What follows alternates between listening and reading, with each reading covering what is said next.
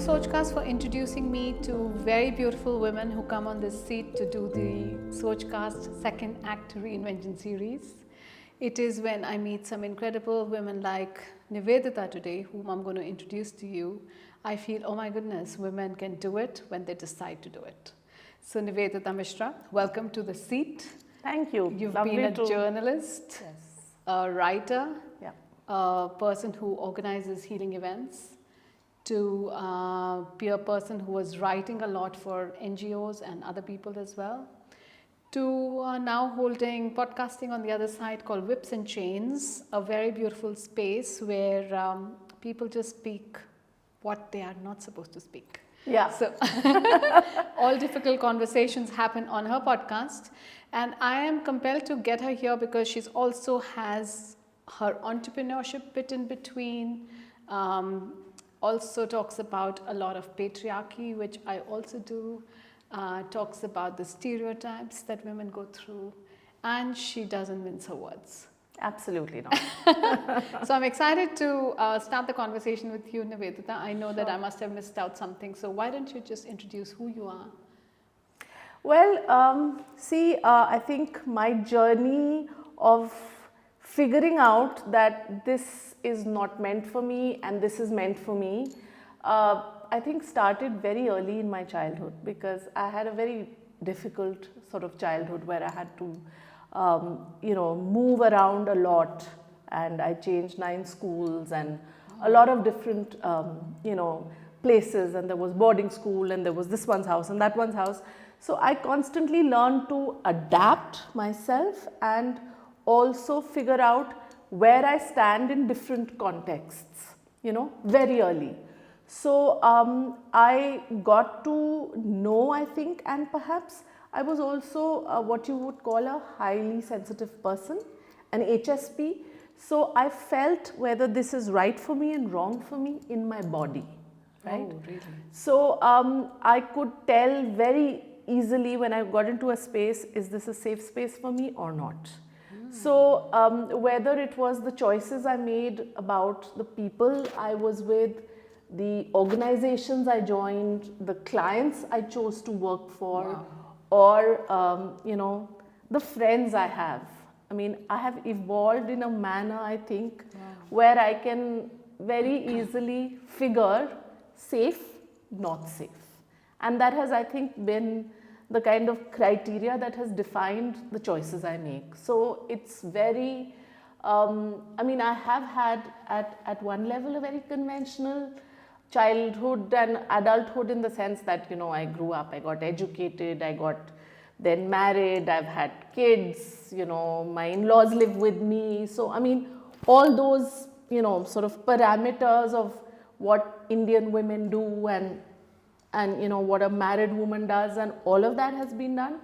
But in terms of what I've chosen to do, life choices, that has been like one to another, led by instinct. So that's pretty much. Actually, this is the first time I'm hearing something like this, so I'm just absorbing it, by the way. And it's an incredible trait, I have to say. Because if we could all identify, okay, this is for me, this is not for me, and I could tick that box and not tick that box, I would be in a good space, right? Yeah. Yeah, but at the same time, tell me, this is something that you had a little, like you follow your gut kind of a thing. Yeah. But I'm sure that everything didn't go your way. No, not at all. Yeah. So there was, I guess, my parents were not happily married, so I was a child of divorce, and growing up as a child of divorce is tough, particularly in the Indian context, and particularly when at a time where there are not so many of us, right? And there is a lot of sort of isolation in feeling that, oh my God, that friend and that friend and that friend and the uncle and auntie and together and happy families, but I don't have that. Like my mom and dad are separate, and I have to constantly cover up for that and apologize for that, right? And there was also a feeling, strangely, that since I don't have any sibling, I need to protect myself. So I learned to become my own best friend very early in life. So I would talk to myself in the mirror for hours. Okay? I could just go into a room when there was some drama happening at home, and I could just lock myself and look at myself in the mirror and say, don't worry, kid, I got you, I'm there for you. And that whole act, I think, of being there for myself and saying, okay, so I would, whatever the situation is that's going on, I would kind of say it out, like, so this is happening, so that is happening, and that is happening. And then I would tell myself, okay, now that we have acknowledged what is happening, what is it that you think you want to do? And somehow that was a process whereby I think my guides and angels were very good to me. So I got a lot of clarity in being able to assess what are the choices that I want to make for myself. And then game plans also.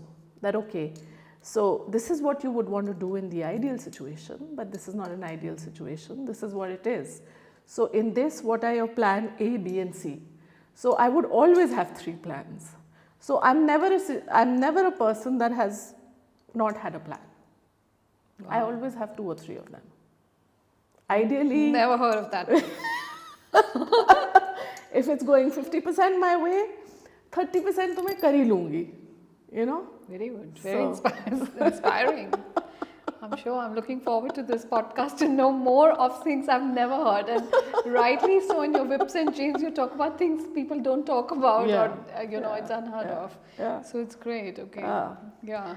So basically I started out as a journalist, as a TV journalist, and it was literally because I wanted to be a journalist, right? Because I thought, the TV boom was just happening, and, mass communication and all of that. And I thought that, journalism is a process whereby you present the truth to the world. Little knowing that everyone and everything has its own agenda. But when you're young and 20 and all, you really think that there is such a thing as the absolute truth, and the world is waiting for you to kind of present it. So I gave the exam for Jamia, cleared the exam, but not the interview. And you must know why I did not clear the interview. Okay. Also, and my children laugh at me. They said, you can't, your self-worth was so trashed, Mom, because in the interview, they asked me, after a lot of questions, which I answered well, they said, so what can you tell us about Nivedita? And given, and given that I didn't think this Nivedita was at all important, because I hadn't grown up knowing this Nivedita, right? She was never there, right? So I gave them a whole spiel about Sister Nivedita, okay? And so I remember the lady saying, how did you know we were talking about Sister Nivedita? We could have been talking about Nivedita Das. Then I got really triggered. I said, well, you didn't specify. And that was taken as rude. Yeah. So, it's just the places you come out of are based on, So the thing is, honestly, at that time, so many years back, this question about who you are never existed, and especially to a woman, right? Yeah. Who are you? And to a kid. Yeah, to a kid, who are you? I mean, I would say, you didn't do anything wrong, and there's nothing to do with self-worth, by the way. Yeah. Okay, so you did a good job, I think. To all the kids who feel that the self-worth was missing for Mom, I would say that, we just did not know enough. Yeah, we did not know enough. Yeah, we did not know enough. Yeah. Okay, so then, we literally, I went to the India Today office and the news track office and said, do you have a job for graduates? And they said, you want to be a researcher? I was like, that's what I want to be, you know? And it was literally that. And then, learned on the job. We thought that we were very privileged that we were working 4 nights a week and sleeping on edit tables and going home the 5th day, carrying toothbrush in the bag. We thought, oh wow, we are the chosen ones, Yeah. we've arrived. we've arrived, we are we'd chosen to work double shifts and all the time and all of that. And we really took that, I mean, work was life.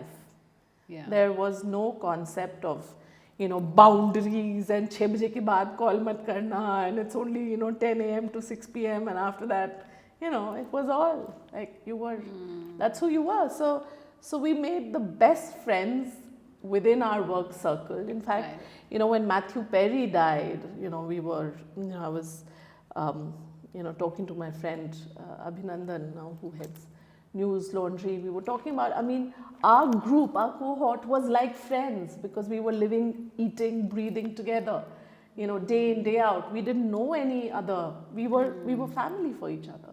Right. So, that went on for, a few years. And then when we were given the choice that you either stick on and do Hindi daily news or you quit, because English programming ain't getting the TRPs.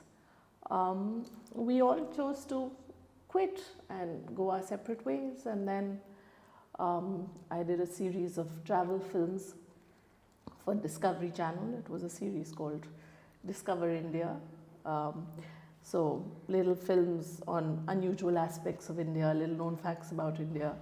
So that was a great thing which got me to travel in different places, cover, different places, and then, then edit in one go. So it was a nice mix of traveling and being stationed in one place. But then there was a decision to have a child. By that time you were married? Yes. Okay. Yes. By that time I was married, but before I was married, there was a period of where my husband-to-be and I, we chose to live together. That time? That time, yes. This one's really bold. Yeah, okay. That's because I was very clear that I did not want to end up with a person that I did not want to spend the rest of my life with. And what happened? Fast forward to today, is the decision sane still? It's been 27 years, so it's, yeah. So, yeah. But, I think, again, we chose, or rather I chose to do that because I came from a past where I had seen my parents' marriage not work out. So I was clear that if I have to mess up, I would rather do it without a commitment than make that kind of commitment and then, God help if there's a kid out of that marriage and, do an action replay and pass on sort of trauma. So that was a very clear decision. It was very hard on my family, extremely hard on my dad, per se. And, but I think he at some level realized that I needed to do this, and so I have been in a space where we lived together, then we got engaged formally, we lived together, then we got married at a temple, literally a temple wedding with nobody but him and I and a priest. On a Sunday morning. Then 1 year later, after that wedding, we got engaged formally. Then 1 year later, we got married formally. So there was and then many years later, there was a registered wedding. Wow. So I've been married and married and married to the same guy. So what was your gut telling you at that time? So boring. Wow, that's wonderful. Good answer. Okay, great. So boring is this habit. Well, a person who could just say, okay, this is tick in the box or not, to being with the same man for 27 years, definitely something must be right. Yeah, absolutely. So so I've kind of, I think, felt my way through life. So the decision, so then, strangely enough, when Discovery sort of had to end abruptly because I got pregnant, and at 3 months I miscarried. So that was my first experience of actually what losing a baby feels like. Baby loss is, I think, not something that we discuss.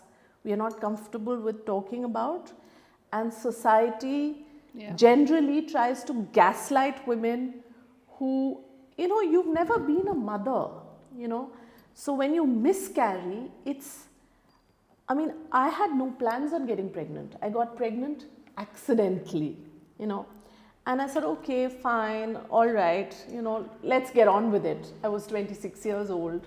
And, so the gynae said, you have a choice, you can keep it or leave it. I said, but why would I leave it now?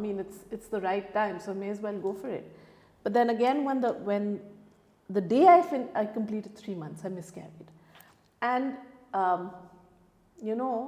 Archana, I was bleeding through the night. And when I called my doctor, she said, oh, you can't come now, come in the morning.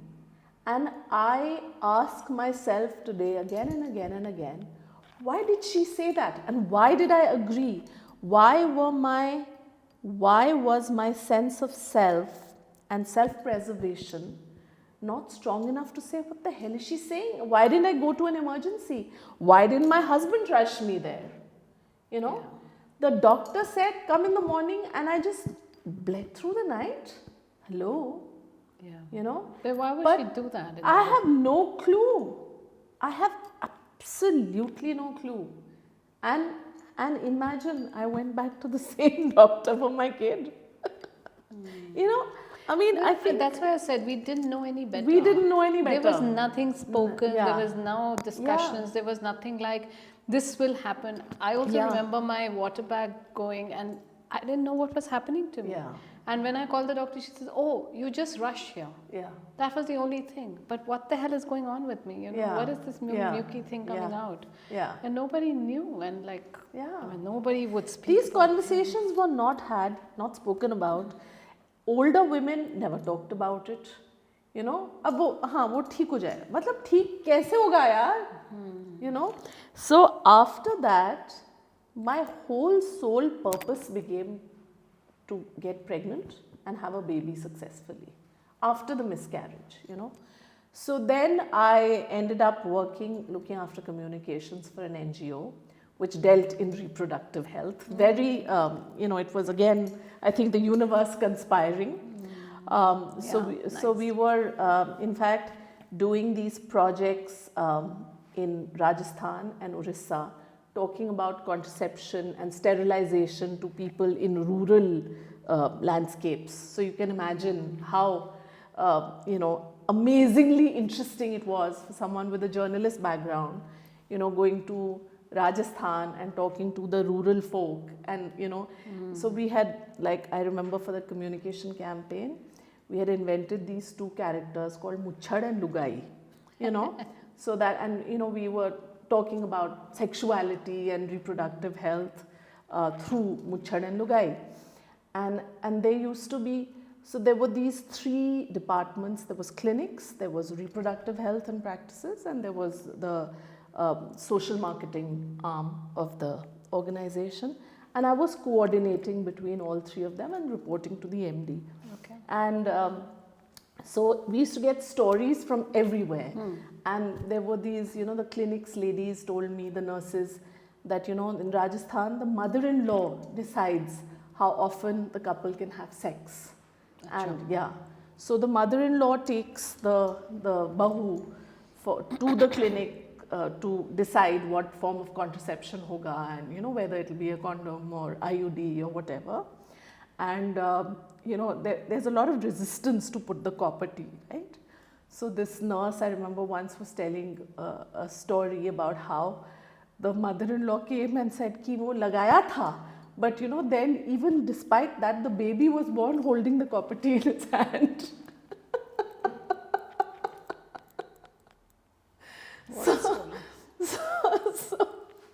So you had this whole, it was very, very, very interesting thing. But then again, when I had my kid, I had to leave the job because there was a lot of travel again involved. And then we moved to the suburbs. So then, of course, I thought I need to keep my brain working. And I had 1 kid and 2 dogs. So I was like this Mother India figure. That was quite a bit of a brain, by the way. Yeah. Figuring out how to maneuver and manage. Yeah. So then we moved to the suburbs, and then I said that I want to do anything for anyone that involves writing and my brain. And so this was a time when work from home definitely did not exist. Of course not. You know, in India, I mean, it's really come into its own, I think, post-COVID. Definitely. But before that, work from home or working remotely was really something that was looked down on, right? Of course. And particularly for women and young women, it was not the plan. You had to be seen, you had to be heard, you had to be doing your number outside office hours also to be getting the promotions and to be getting the, you know, visibility, which of course, you know, when you're committed to a family life and when you're committed to rearing children on your own, that's not a possibility, right? For sure. So I was doing a lot of writing and ghostwriting for publishing houses. I was writing scripts for a lot of, you know, international development agencies and you know, documentaries and stuff like that. But you know, when I reached 32, and by then I had had both my kids, I went through a sort of existential crisis. Which is who the hell that's are you? No, that's because when I was a kid and people would ask me, ki beta, when you grow up, what do you want to do? I used to always say, I want to grow up, I want to get married, I want to have a house, a family, 2 kids and 2 dogs. Same. By 32, ho gaya tha, right? Same, right? Same. So I wanted to be the best wife ever. Yeah. So all of that, you know, the Bollywood drama or, you know, the fairy tale nonsense in our heads, right? Seriously. So all of that. So by 32, when I had my son, and I was like, okay, now what? So then I said, ki now to figure out now what is my story, first of all, I have to figure out who am I? वो तो पता ही नहीं हमको, you know? Yeah. But somebody as bold as you, who was Yeah. such a deal breaker, I would say, for a woman at that time, how did you not know? Somebody like other. See, I knew all the things that I did not want to do. Okay? But what I did want to do, not so much. I knew how I wanted to figure out what I want to do, but I didn't know what it was that I want to do. Right? I mean, what is the thing that I want to commit to? अब देखो इतना सब कुछ कर के I had already committed to one guy na, for so long. So that I was sure कि अच्छा, this is the one. Then I had the children. So whether it's going to be 1, whether it's going to be 2, all of that was again a commitment. But the place where I really felt belonging, see, I have this thing that if someone tries to pin me down, I can't be pinned down. It has to come from within, you know. So there's that rebellious thing in me. So if someone says like this is it and that's it, then you've lost me there. So then I decided I needed to really deep down go into healing and discover who am I, right? I mean, it is a process of going inwards rather than outwards. So for me, it wasn't that degree from outside that I needed. It was an inner validation. So for me, life has never been about, I don't care a hoot what others think of me. I only care about what I think of me. But doesn't that come from what our external environment is also? Generally for other people, yes. Like, you know, people get they want to be seen in the best homes and the best cars and with the best people and the Gucci bag and the Birkenstock or whatever it is. I mean, that defines who they are. But for me, it's immaterial.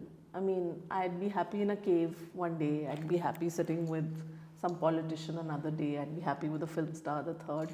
It really doesn't matter to me. But it matters what I'm feeling. Like I said, is this safe? Is this safe? Is this safe for me? Does it resonate with me? then that's the magic. So if I'm not feeling comfortable in my body, doesn't matter what the trappings are externally. I hear you. So I kind of, that's been I think my liberation and a bit of a oops, what am I going to feel here kind of thing. So then I put myself through a lot of retreats and seminars and workshops, and I did Reiki and pranic healing and NLP, and I mean a whole host of sort of therapies, workshops, retreats, and I met a lot of very, very interesting, profound, knowledgeable people. I met my guru at that point, Swami Ved Bharti, who belongs to the Himalayan yoga tradition. He's no longer around, but I mean, I've had a very different sort of relationship and dealing with him. But I also assisted Dr. Paula Horan, who was an American psychologist turned Reiki master, the lady who got Reiki to India in the late 80s. So I assisted her for a few years and helped with her writing, her events, her retreats. And it gave me a lot of insights into the self, the journey to self, from Advaita Vedanta to Tibetan Buddhism and a little bit of tantric practices, to, again, like I said, the Himalayan school of yoga and meditation, and to very many new age sort of conceptual things, like EFT and pranic and all of these. So I think the journey into self involves a lot of hard work, because you can't carry your masks inside. You can wear them outside, but you can bullshit the world, but you can't bullshit yourself. Absolutely. Right? So there were times where, I mean, of course, I have experienced, but I have also seen people from all different walks of life, different stages, different professions, different contexts, someone unwell with a physical illness, mental illness, financial disaster, someone's problem with a parent, someone with a spouse, someone with a child, all of these people from completely different realms all come together for that retreat, for that healing, and spending 4 days together, 5 days together, doing these very intimate sort of sessions together, and then so much coming up for each one, Of course. And so it's, and as you know that, because you've done some of these retreats yourself. Yes. And you organize them, so you know how cathartic it can be if you go in with that openness. Yes. Right? Yeah. But if you're just there because it's just one certificate you want at the end of it, then you may as well not bother about it, right? Yeah. So true. So yeah, so it's it was all of that. But then what happened after about 7 or 8 years of doing all of that is that it did take a lot out of me, right? There was a lot of inner realm, outer realm, sort of, some of it marinated well, but some of it took a toll because I was so busy healing other people, there was no time left for myself. You understand? And I had small children, I had a family, and my mother was getting quite unwell, and I had to move houses and move her also close to me. So suddenly I found myself figuring out more about reality, literally, than healing. And when it came to that, and I was running around with property dealers figuring out which flat is good for her, which flat is good for me, I felt it was inauthentic because I was spending my time doing reality, right? That is also required. No, that is also required. But the sort of the energy that I did give to my healing work and all of that, I could not give because I was doing reality. Then I couldn't make a sham of one, you know. So for me, when I'm in something, I'm in it. You've got me 100%. And when I feel okay, I'm doing 70%, that's not me. Sure. So I would rather then step back and just, you know. So I started feeling that I was being unsafe for others. Because in the middle of a session, if I'm looking at my phone and saying, okay, the property dealer is calling, then I'm letting you down. Yeah. You know? So I did not want to be that person. I want to ask you here something. So this is not a very peculiar case of you feeling that if you're doing 100%. I think women in general task themselves to be 100%. 100% mother, 100% wife, 100% colleague, 100% whatever. Why do you think that happens? Okay, so I think this 100% conditioning comes from a very subconscious and rather unconscious past, you know, that is handed down to women generation after generation, because we are told at the earliest level that we are the caregivers. You know, we are the creators, we are the nurturers, we are the caregivers. So for the caregiver, the baseline is always available. Always available and fully there is the baseline. And on this baseline, men build themselves. You know? Yeah. So I find, honestly, and maybe you have noticed that too, since you also have a girl and a boy, and as a mom, you would have given exactly the same to your daughter and to your son. But you will find that men, the best of them, they have a certain baseline entitlement, which is inherent. Is true. Yeah. It's not given. How? I didn't give it to my son. Exactly. Yeah. It's there. But it's there. Yeah. Right? So like strange. even if a boy and a girl throw their clothes on the floor, you tell them both, you know, pick that up. The girl will pick it up quicker and just deal with it. Or even if she doesn't pick it up, there'll be a certain sense of, I know I'm not doing this. Right. Yeah, but the boy doesn't care. Yeah. Yeah. It's true. Yeah.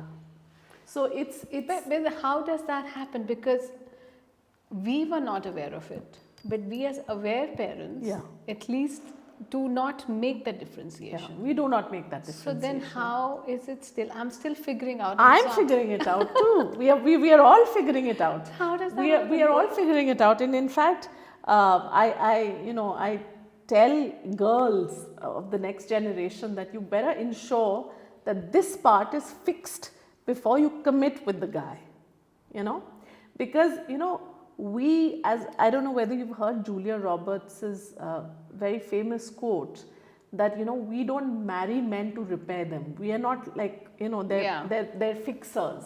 But our generation married men to repair them, right? We kind of were this, you know, ये फटी चादर है, हम सिलाई करके इसको ठीक करेंगे, kind of people. But the next generation's not going to do that. So actually, I hope so. Yeah. See, the thing is that I do see a difference. Yes, I do see our younger girls voicing certain things out. They will question it. And say, why would you do? In fact, even Karwa Chaul, why are you keeping? Why is dad not keeping? Why this should even exist? Yeah. Why are you giving importance to some other life? But there are millions of them still doing it. Yeah. You know, the younger generation is still doing it. So there are at least questions, but I'm not sure if they will be able to also 100% repair it. No, I don't think it's 100%. I don't think, 100% is being too ambitious. I think every generation will be a little better and a little better. Yeah. So we can hope for incremental changes and just the awareness that there was something problematic. And, you know, even these, I think, these patriarchal setups that were made and created by society all along, they were in a very historical context, right? There was a historical context कि ऐसा हुआ था while you can't deny history, but you can see where it has gone wrong, what it led to, and you can try to bridge that gap. So, I mean, education and awareness, and particularly self-awareness, is about recognizing what doesn't suit me anymore, what doesn't suit society anymore, you know, and working on bridging those gaps. But I think, you know, a lot of problems start happening now in the new age of women and men, when we look at sort of gender identities in a very, very sort of binary way. You know, I think this LGBTQA whole, you know, ideology is good, and I'm glad that it's come up, but I think, you know, we don't need to look for so many labels if we just recognize that we are all human. Yeah, you know, absolutely. You know, so Absolutely, as 100%. human beings, no matter what our identity is, there is a certain baseline of kindness and consideration, and each one doing their own thing without trying to monopolize or manipulate or, you know, create this whole coercive control thing around, you know, the battle of the sexes, right? It doesn't have to be something that, you know, you're controlling someone. Yeah. Or my line stops here and Yeah, yours starts exactly. there, and you Yeah. know there is Yeah. absolutely, You know, absolutely. We talk so- about equality, but Yeah. to be honest, we have the voice for the women, and we Yeah. both are working towards Right. women, right? Yeah. But at the same time, I also feel that men are suffering this time because Absolutely. I think a lot of women have figured out that this is what I'm not going to do. But I think men have not still, yes, given that choice to say, hey, I'm not going to be the bread earner anymore. Yeah. You know, that responsibility is still lying with them. And again, conditioning, nobody's teaching them. Nobody's teaching them. Again, Yeah. from the boy and the girl perspective, we can see the boys are so much more ambitious about, you know, Yeah. girls want to do good work and earn good money. But the men have a different, the young boys have a different. And the need to fix things, you know, that the men are conditioned that you have to fix it, you know, and whereas women don't need to be fixed, right? But again, and I often ask myself this question, that if we didn't have, you know, men who took care of us in the worldly sense, would we be comfortable? Would we be comfortable to be the primary breadwinners and have men at home being the primary caregivers? Would we be comfortable? Are we ready for that? I don't think our generation is. Okay? Is the next generation ready for that? And what is the price that they're going to pay for it? Because see, every choice, there's a backlash to that, right? Absolutely, yeah. You can't have it all, right? There is actually no such thing as having it all. Everything is on the spectrum. It's not just gender, right? Your sense of being protected and safe and, you know, feeling, oh, you know, I've got this comfortable home and, you know, I'm doing my thing, and guys need that too, right? You know, absolutely, absolutely. Guys need that too, and more. So it's a very peculiar thing. This whole, you know, turning around of this patriarchy, misogyny, feminism. You know, all these conversations that are coming up are actually very interesting to see if you turn the lens to yourself constantly.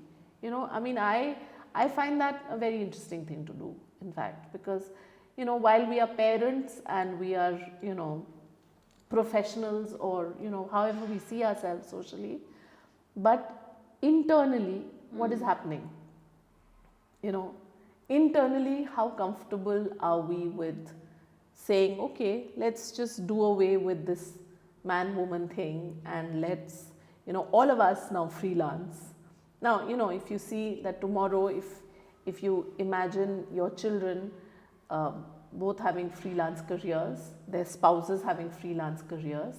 So you don't know where the, concretely the bread and butter is coming from. Some months may be good, some months may be terrible, there are no children to be had because, they don't even want to keep a dog.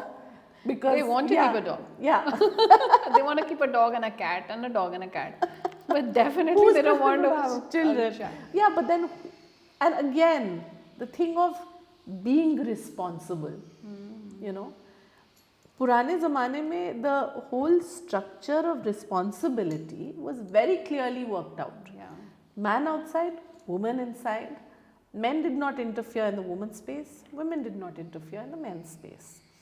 And while there were many things wrong with that system, but there were many things right with that system, right? Yeah. There were many things right with that system.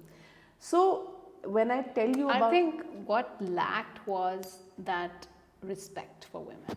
Absolutely. And that is the reason for everything today turning backwards, because if it was a 50-50% kind of a thing, I take care of these things, you take care of that things, but only because you're earning money doesn't make you the person to have a voice and to decide. And I think that's where the issue was. Otherwise, I think it was very beautifully defined and everything else. Yeah. So again, respect for women is also a very, like I have thought about this long and hard, is also a difficult topic because women as nurturers, women as the first influencers of men, unless women respect women, how can the men respect women? Okay? And again, when we go back to our unconscious conditioning, society has set women against women. Absolutely. So therefore, there is this mother-in-law, daughter-in-law culture. Yeah. Right? Yeah. Which, so as the mother of a son, you are very different. But you want your daughter to have the ideal husband who will support her in everything. But when it comes to the son, you want him to still listen to you. Right? Yeah. How can both paths coexist? Right? So I want to ask you, so I hear that you have reinvented so many times, right? Also being a woman and being a mother for two and having a very patriarchal upbringing. And I'm sure a kind of a patriarchal husband in some ways. How was it taken of your so many different avatars? How was it? How has he taken to it? How is the family? And, I think actually, strangely or happily, my family has always been, my husband has been very supportive of me and let me be. Actually, he realized very early, I think, that this is a person who needs to have her own process. So, yes, there have been sort of moments where he's not sure, like, are you sure you want to like leave your 2-year-old and go off on a retreat? Are you sure? I was like, yes, I'm sure you can handle this. That's a great strategy, I have to say. Never thought of that. But how did you deal with being that guilty mother? Actually, I suppose that because so much had happened in my childhood, right? I felt that if I did not do this, if I did not take that time for myself, I would possibly not be able to be the mother I wanted to be for my kids. And I realized this very early. So when my kids, the first time I went on retreat with Paula was when my son was 2 and my daughter was 6, my son was 2, and I sat both of them down and I said that, the way everyone has a job profile, I use this word, everyone has a job profile, there's things to do. Your job profile is going to school, coming back, Good this. one. And I told my son this also. Okay. And I said, so Mama's job profile is sometimes she has to go and come back. That does not mean Mama doesn't love you and Mama is not there for you and Mama is not everything. But there are sometimes the job profile involves Mama going away, you know. And it only means that when Mama comes back, there's a lot more love that Mama has, because those 5 days she's just been saving it, you know. So you will just get a whole lot of that. So I always came back with treats for them and whatever. So as they grew up, they were kind of looking forward to, you know, when is the next time you are actually going. And they found that space of when I wasn't there, they also found that they could break little rules. They could do, you know, so they found that good creativity. Getaway. Yeah, good. Yeah. When we can do this, you know, we can eat the job profile food, changed a bit. We can do the perks of the, you know, thingy, you know. Nice. So, Great. I remember this particular incident, you know, before I did this, when my son was 2, and you know, whole day I had been with him, and he just, you know, one of those days when the kids are really cranky and he'd been crying and crying and crying. So at around 6 o'clock, I put on my walking shoes, and he was like, Mama, Dolly. I was like, no, I'm going to go for a walk, and I don't care, you just cry. You know, I told the maid, I just need to go. So I walked around and I came back in half an hour. So I took off my shoes and I was sitting there. And then he came very, very determined, you know, and he put his little feet in those shoes and he says, और अब मैं walk के लिए जा रहा हूँ और तुम बैठ के लोगे.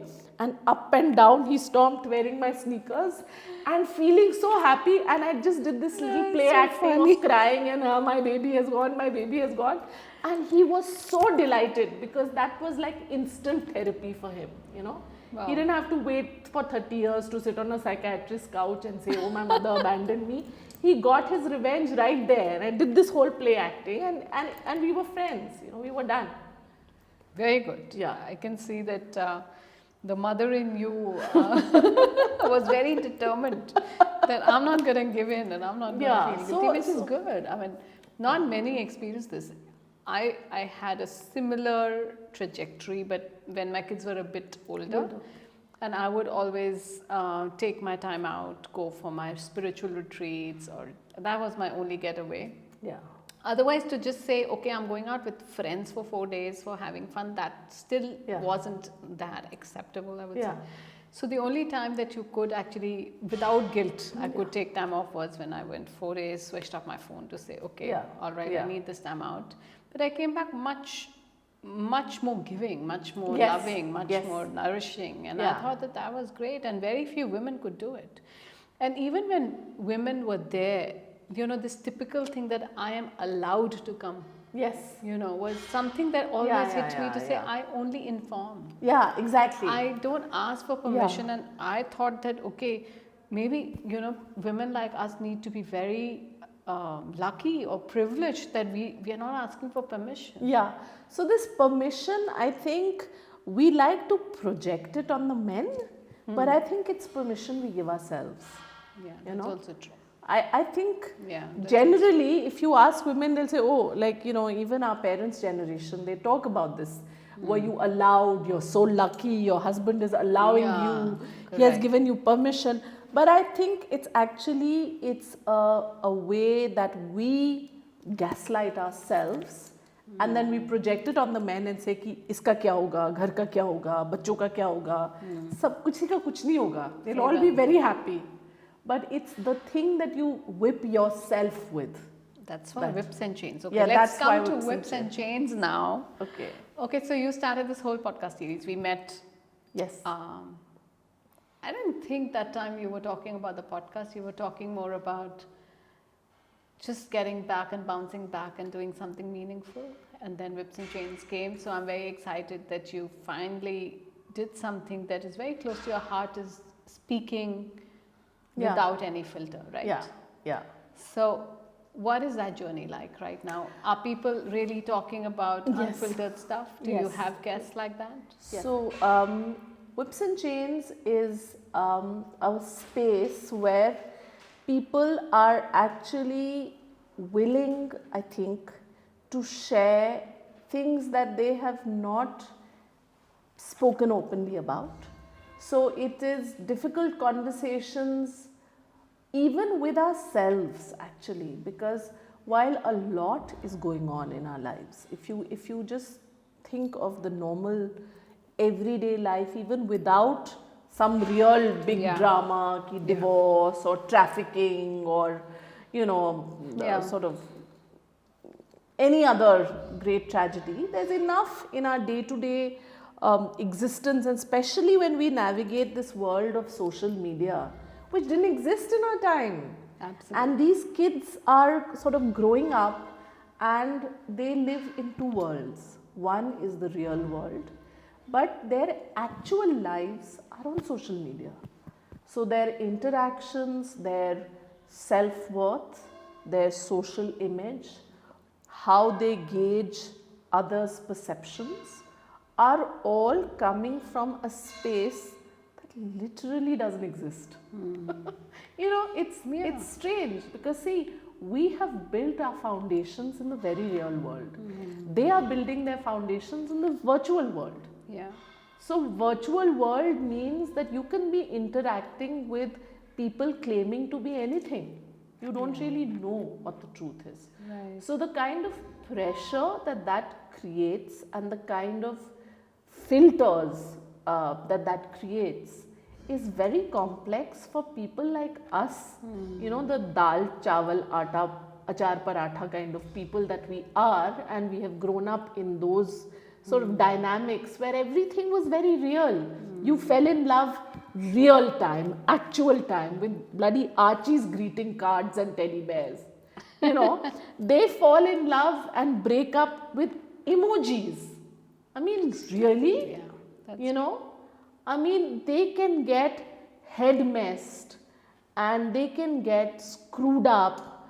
I just, learned recently of a couple who got married before COVID. They couldn't stay together through COVID because of the separation.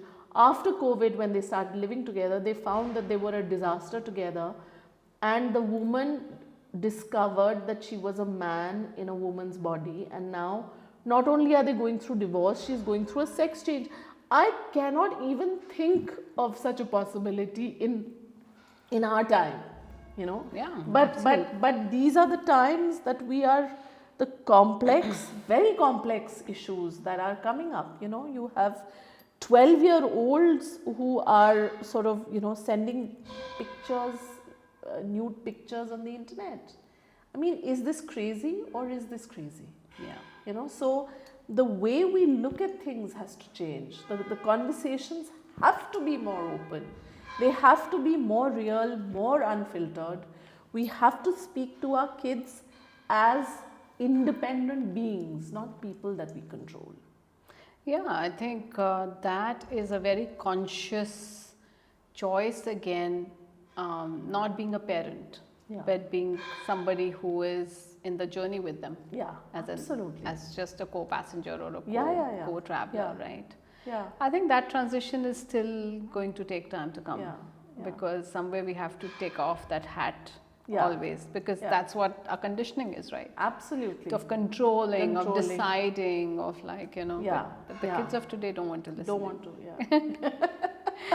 Okay, so that was very heartwarming conversation. I want you to at least say some things from your life for women who are listening to us today about reinvention, about breaking their norms, about speaking unfiltered, about just being themselves.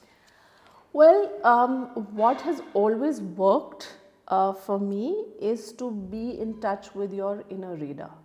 Because whatever you may say to the world and whatever filters you may have for the world, your inner reader is always there to guide you. And there is a lot of true and false that you can feel if you tune into your body. Your body is always trying to tell you things about what is going on, which is true. And in this world of social media and addiction to devices, we are so tuned out of our bodies. We are so tuned out of our feelings, and we are so scared to feel what we feel. So I would say that whether it is reinvention or assessment of where you are and what you're doing and what feels right and what doesn't feel right, I would really say that have your inner radar on. Give yourself time to be without devices and really tune in, go for a walk in nature, be quiet, feel the difficulty, feel the emotions that are coming up, and really know that you are your own best friend, but you have to make time for yourself. Thank you. That was a very interesting, I think it was one of the most heart-to-heart conversation, I have to say, from a person whom I'm really in admiration of, because I think I'm learning every day from you. Likewise. How to just be oneself. So thank you, Nivedita. Thank you. And thank you, Sochcast, the Reinvention series.